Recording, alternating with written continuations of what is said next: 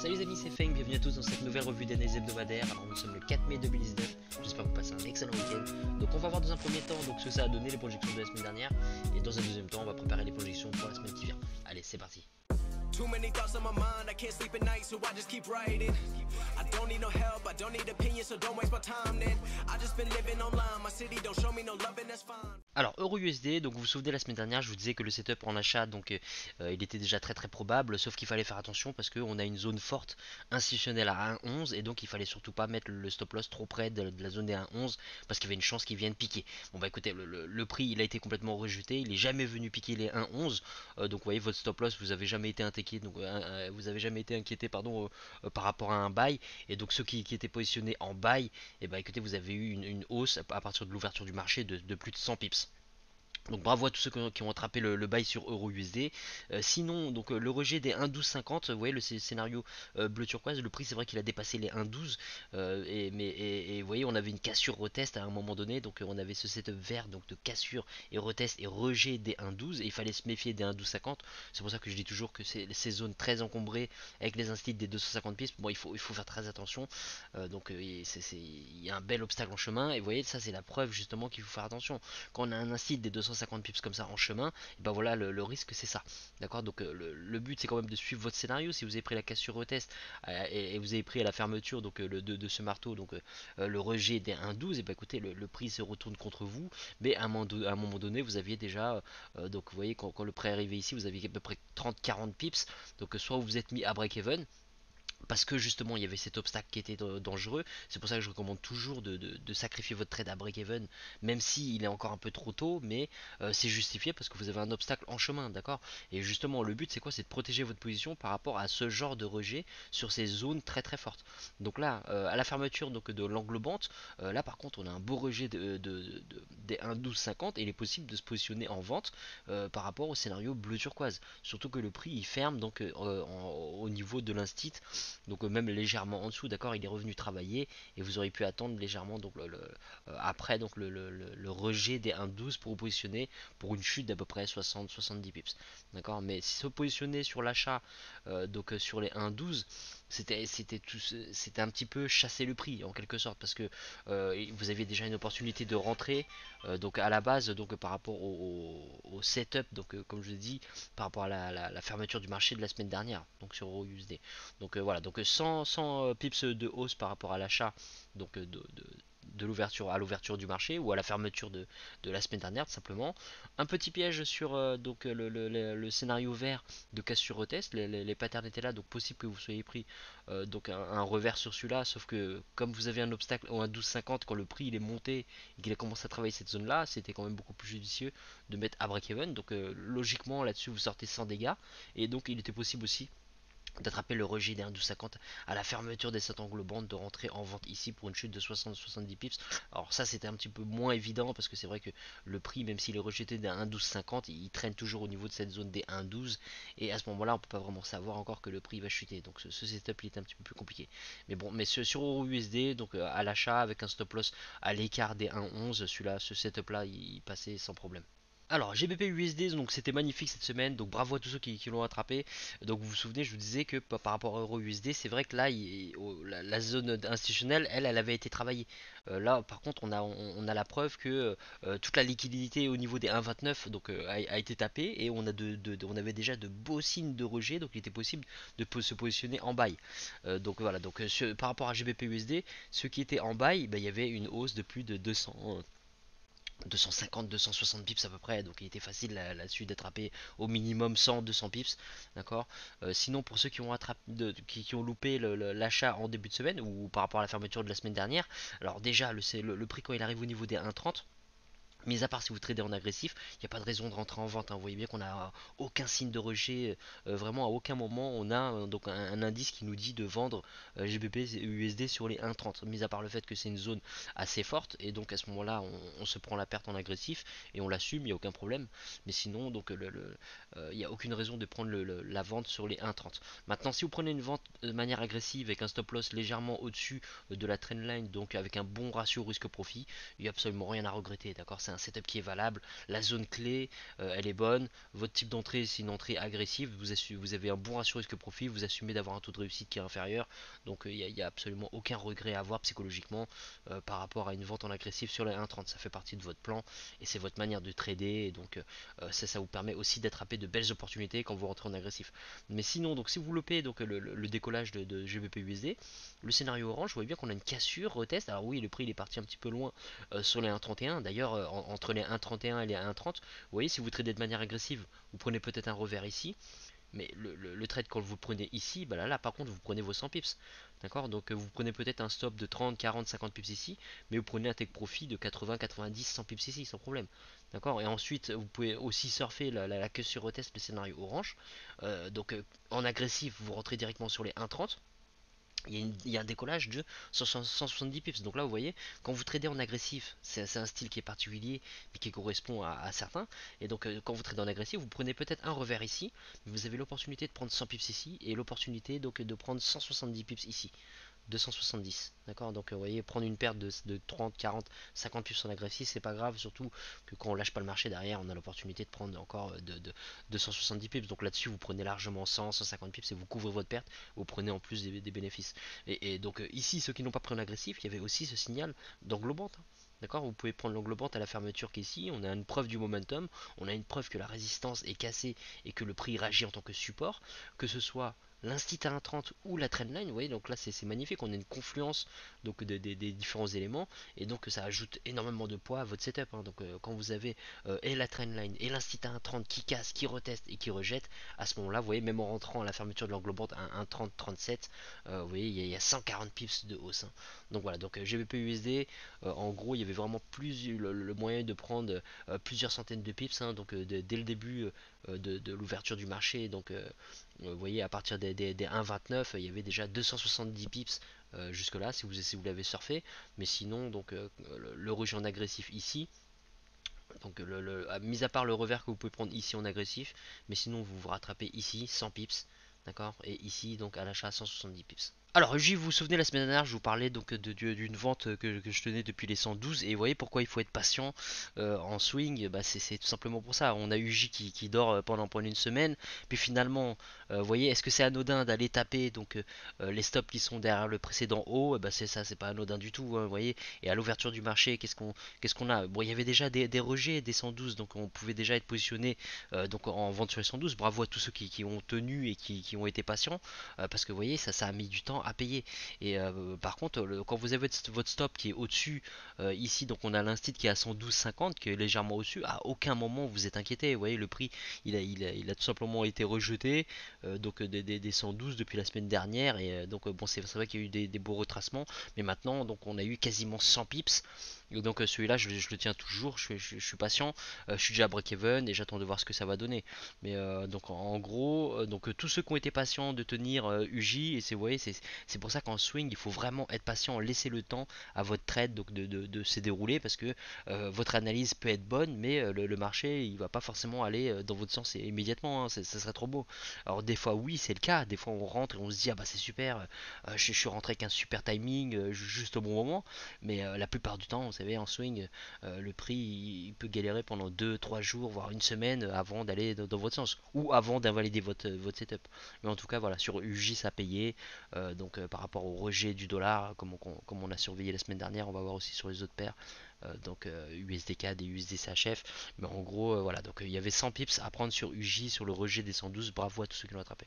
Alors, AUD-USD, donc pour cette semaine, le prix il traînait en plein milieu du range entre les 0,70 et 0,71, donc vraiment rien à faire jusqu'au moment où le prix il est venu travailler la zone des 0,70. Et donc là, le rejet il n'a pas été très franc, on a eu des petites patterns, mais en gros, voilà, il était possible de se positionner en buy par rapport au scénario bleu, et pour l'instant, rien. On va voir pour la semaine prochaine ce que ça donne. Est-ce qu'on va avoir un genre de double bottom ici, un rejet pour aller chercher les 0,71, ou au contraire, est-ce qu'on va avoir une cassure retest, enfin, donc le scénario vert qui ici donc par rapport au 0,70 pour l'instant on ne sait pas, le prix il a traîné dans un petit range, il ne s'est pas passé grand chose. Ceux qui tiennent le bail, bah écoutez, le plus important c'est de suivre votre setup, d'accord, ça sert à rien d'essayer de vous dire ah bah oui mais est-ce que le setup est valable, on a un rejet qui vient d'arriver et donc vous voyez je vous parlais de la patience juste avant sur UJ, bah écoutez bah pour AUD USD quelle que soit la paire en fait il faut être patient, d'accord, donc tenez le coup par rapport à votre trade en buy sur AUD USD et sinon de toute façon et bah restez objectif par rapport à votre price action. Si le setup il est invalidé et que donc vous avez une cassure, un retest, vous voyez des rejets au niveau des 0,70 et bah n'hésitez pas à vous positionner en vente. Mais sinon voilà, donc AUD USD pour l'instant on a juste un rejet au niveau des 0,70. Alors NZD USD c'est un petit peu comme AUD USD, vous voyez le prix il est resté dans le range entre les 0,66 et les 0,67. Alors quand on suit notre plan, et ben, tout simplement le prix il vient sur aucune de nos zones d'attaque. Il n'y a absolument aucune raison de rentrer dans un trade sur NZD USD.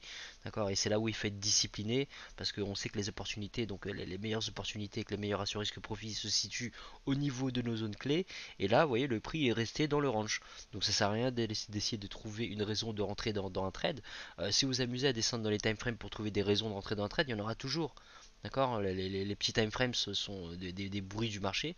Et si vous cherchez des patterns, vous cherchez des angles bandes, vous cherchez des marteaux, vous cherchez des M, des W, etc., vous finirez toujours par en trouver. D'accord, donc c'est pour ça que quand on traite dans l'intraday c'est aussi plus risqué parce que bon, bah, des patterns il y en a beaucoup plus, on voit beaucoup plus de patterns par rapport à d'autres zones clés, des instits intraday, etc. Mais au final, vous voyez, quand on dézoome et qu'on regarde sur le plus gros time frame, NZD-USD, qu'est-ce qui s'est passé? Bah, le prix il est resté dans le range, hein. Il allait nulle part entre les 0,66 et les 0,67. Donc à partir de là, logiquement, si vous respectez votre plan, vous n'avez pas à appuyer sur la gâchette sur cette paire là. Alors, USD CAD, il y avait un beau setup et un piège qui était évitable parce que vous voyez, le marché il ouvre ici et donc au départ, le prix il vient sur l'institutionnel des 1,34 et donc on n'a absolument aucune raison de rentrer à moins de rentrer en agressif.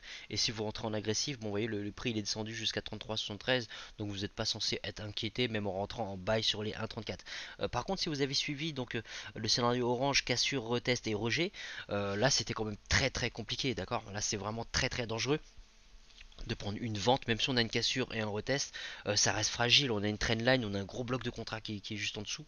Donc voilà, ça c'était un setup qui était dangereux. Maintenant, si vous l'avez suivi et que vous êtes fait sortir, et ben il n'y a rien à regretter parce que de toute façon, vous avez suivi votre plan. Il y avait des belles patterns par rapport à une zone clé. Et donc le plus important, c'est d'avoir agi pour des bonnes raisons techniques, d'accord, d'avoir eu des bonnes motivations techniques pour entrer dans votre trade et de ne pas être juste rentré parce que vous avez vu une englomente, hein. Là, on a vraiment une cassure, puis après on a un retest. Alors le retest, il peut arriver, je l'explique souvent, mais il peut arriver sur la bougie d'après comme il peut arriver la semaine d'après. D'accord, c'est jamais pareil, sinon ça serait beaucoup trop facile. Donc voilà, donc ceux qui ont pris la cassure retest et qui ont pris un revers, c'est pas méchant. C'était évitable parce que vous voyez, quand on est en swing, on a ce luxe de pouvoir regarder sur plusieurs paires différentes et on peut éviter ce genre de zone encombrée où on va se mettre à prendre une vente alors qu'on a une grosse trendline et un bloc de contrat à quelques pips en dessous. D'accord, donc par contre, le rejet donc de la trendline et des 1,34, donc le scénario violet, lui c'était possible de le prendre. Et donc vous voyez, à partir de là, vous avez eu, donc le prix il n'est pas arrivé jusqu'à l'instit des 1,35, mais il est arrivé, vous voyez, quasiment donc à 90 pips. Rejet des 1,34, comme je vous ai dit, hein, votre stop loss il est forcément légèrement en dessous ou dans le bloc, hein. Dans tous les cas il est en dessous de cette trendline, donc vous êtes inquiété à aucun moment et donc vous avez une hausse de 90 pips sur USD4. D'accord, donc soit vous prenez la hausse et vous prenez vos 80-90 pips, soit vous prenez votre revers ici, puis la hausse qui est là, et ben elle vous permet de couvrir la perte et prendre un petit peu de profit. Et donc voilà, donc certains d'entre vous le tiennent toujours, et vous avez raison, hein, de le tenir parce que le plus important c'est de soigner votre ratio risque-profit et on va aller viser toujours les 1,35 pour soigner justement ce ratio risque-profit. Mais voilà, donc sinon USD CAD, rejet des 1,34, bah, écoutez 80-90 pips à la hausse. Alors USD s'achève, donc un peu comme UJ, vous voyez, il fallait être patient par rapport au rejet des 1,02 et il n'est pas comme UJ, par contre lui il n'est pas allé vraiment jusqu'au prochain instit à 1,01. Donc si vous êtes toujours impliqué dedans, donc il faut être patient, on verra ce que ça donne. En tout cas, vous voyez, dès le début du marché, dès l'ouverture du marché, on a eu que des rejets, des rejets, des rejets du 1,02 institutionnel. On a ce setup de retour à l'équilibre qui tient la route. Donc à partir de là, vous voyez, le prix c'est vrai qu'il a été rejeté, mais il est toujours maintenu, vous voyez, en dessous de ces 1,02 institutionnel. Donc il faut être patient. Votre stop loss, vous voyez, il n'est pas forcément au-dessus du précédent haut, mais vous avez l'instit à 250 pips qui est juste au-dessus. Donc vous avez une deuxième barrière qui protège votre setup. Vous avez mis votre stop loss ici à l'abri, donc par rapport au précédent haut, par rapport aux 250 pips. Et donc le trade il tient toujours la route, hein. Donc à partir de maintenant, il faut laisser le marché faire les choses et accepter l'issue, qu'elle soit favorable ou non. On sait pourquoi on est rentré dans ce trade là, on sait qu'on a un setup de mean reversion, on sait que donc la zone institutionnelle des 1,02 est très forte et que le prix pour l'instant, la pression elle est vendeuse. Donc à partir de là, on verra pour la semaine prochaine ce que ça donne. On accepte donc l'issue du trade dans tous les cas. Alors pour cette semaine euro USD, donc on est au niveau des 1,12 institutionnels, donc là on peut patienter. On va voir donc tout simplement au niveau de cet instit, est-ce que le prix va être rejeté à la baisse ou bien au contraire est-ce qu'il va casser et retester. On a un point pivot mensuel donc qui est dans la zone, donc voilà, faites bien attention en cas de cassure, retest des 1,12 à l'achat, méfiez-vous de cette zone encombrée entre le point pivot et l'instit de 250 pips. Il y a certainement des opportunités qui sont un peu plus clean sur d'autres paires. Mais bon, si le setup il se présente sur votre zone clé avec votre signal d'entrée, il ne faut pas hésiter tout simplement. D'accord, mais bon, la zone clé en dessous, c'est les 1,11. Méfiez-vous de cette trendline. D'accord, là on a un point pivot mensuel qui appuie cette zone-là, donc le scénario violet, il est tout à fait envisageable.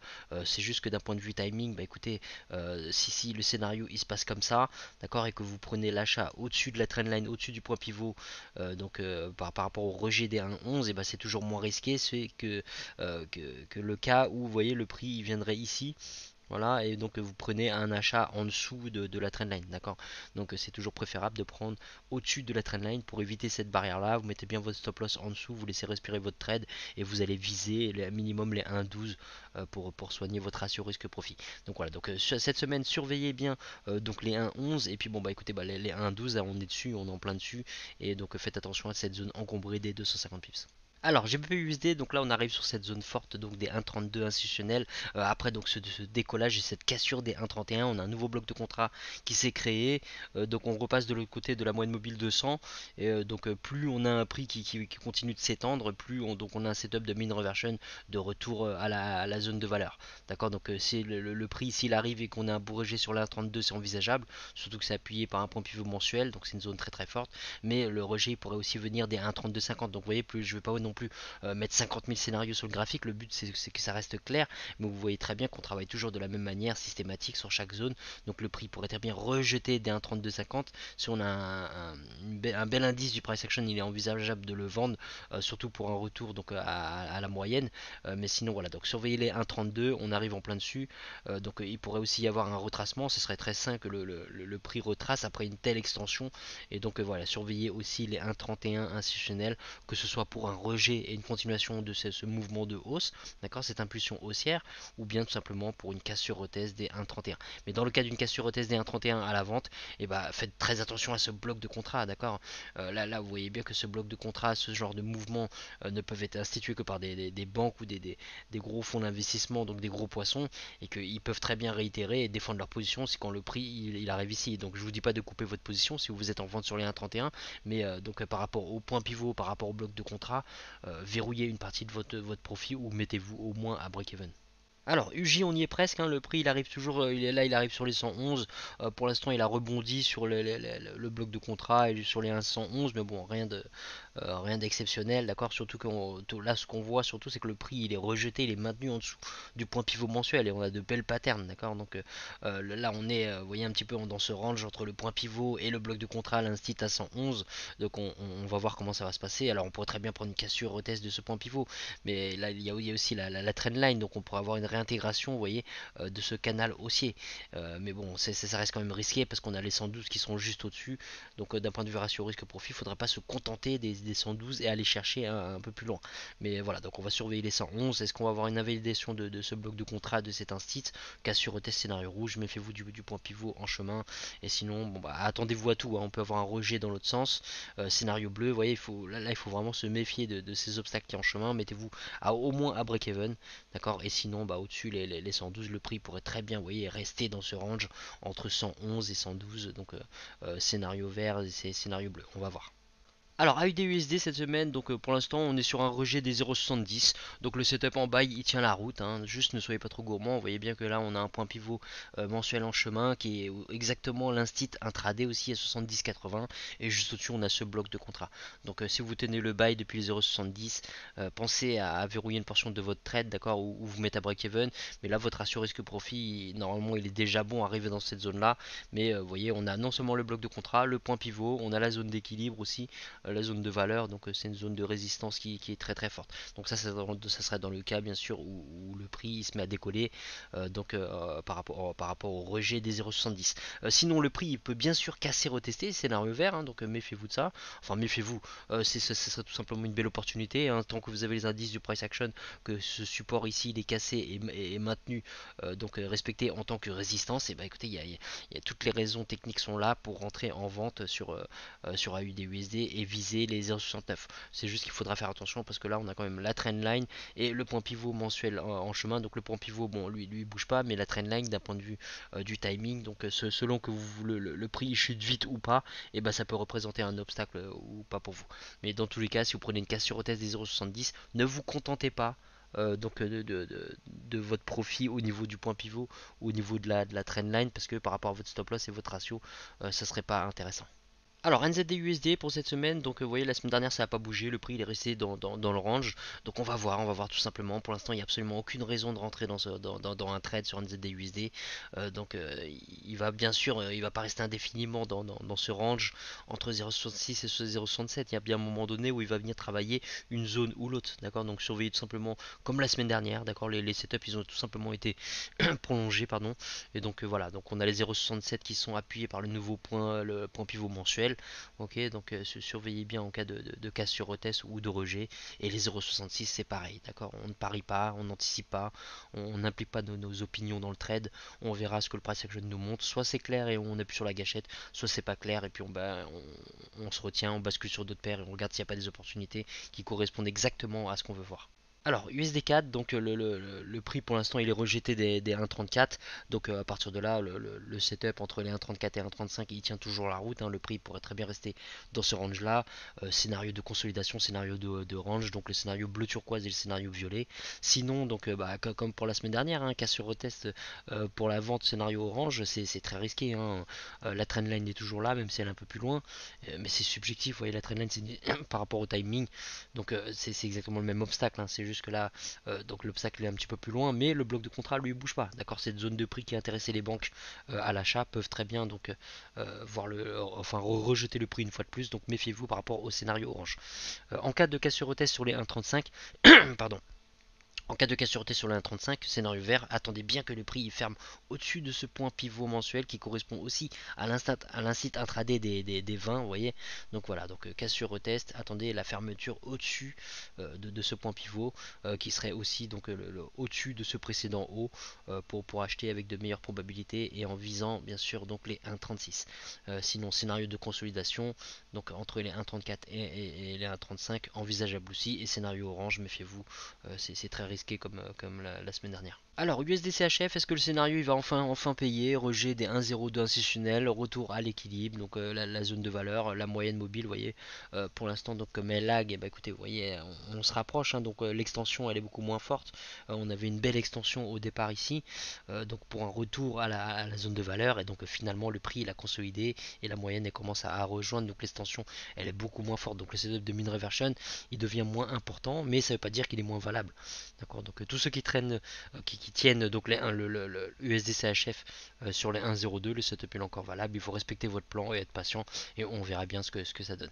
Maintenant, si le prix commence à casser, retester les 1,02 à la hausse, et bah écoutez, vous avez deux solutions. Soit vous respectez votre setup et vous laissez le travail de vos limites, donc vous laissez faire donc vos limites tout simplement. Vous laissez votre stop loss qui est au-dessus des 1,0250, parce que c'est pas parce que le prix repasse au-dessus des 1,02 qu'il va pas être rejeté fortement des 1,0250. Donc vous voyez, votre setup il est toujours valable. Tant que le prix, en gros, il n'a pas tapé votre niveau d'invalidation, là vous avez fixé votre stop loss, et bah votre setup il est toujours envisageable. Donc à partir de là, ça sert à rien de se presser et de commencer à se faire des films en se disant ah mais non mais le setup il est plus bon, etc. Pas du tout. Le setup, tant qu'il tape pas votre stop loss, c'est qu'il est encore valable. D'accord. La seule différence, ça serait si vous voyez vraiment une cassure, retest, vous voyez le scénario bleu arriver avec un beau rejet, on a une cassure, un retest, une pattern encore à la hausse. À ce moment-là, oui, là ça commence à être un peu compliqué. Mais là, c'est vous et votre management de position à voir comment vous faites. Est-ce que vous préférez laisser vos limites travailler parce que vous voulez pas tomber dans l'overtrading, vous voulez pas trop avoir à manager parce que ça vous fait faire des bêtises, ou au contraire, est-ce que vous managez bien vos positions, vous acceptez les issues défavorables parfois de vos décisions et psychologiquement donc vous n'êtes pas impacté et voilà, vous préférez agir ainsi. Ça dépend vraiment de chacun. D'accord. Mais dans tous les cas, sur USD CHF, et va surveiller les 1,01 et les 1,02 institutionnels. On va voir ce que ça donne cette semaine. Voilà les amis, c'est la fin de cette revue. Merci à tous d'avoir suivi jusque là. Donc je compte sur vous pour mettre un petit pouce bleu si ça vous a plu. Et donc je vous souhaite une bonne semaine de trading. N'hésitez pas à vous poser vos questions en commentaire, j'y répondrai avec plaisir. Et donc retour pour moi de mon déplacement. Donc je vais pouvoir me consacrer à fond donc par rapport aux insiders. Donc aux insiders, je vais vous préparer aussi bien sûr donc le debriefing des 18 paires que je vous ai fait la semaine dernière. Juste là, comme je suis en déplacement donc ce dimanche, ça risque d'être fait plutôt pour lundi. Mais le debriefing va être fait, les nouvelles projections vont être faites. Et donc tout ça arrive. Voilà, donc bonne semaine à tous et bon trading et surtout bon profit.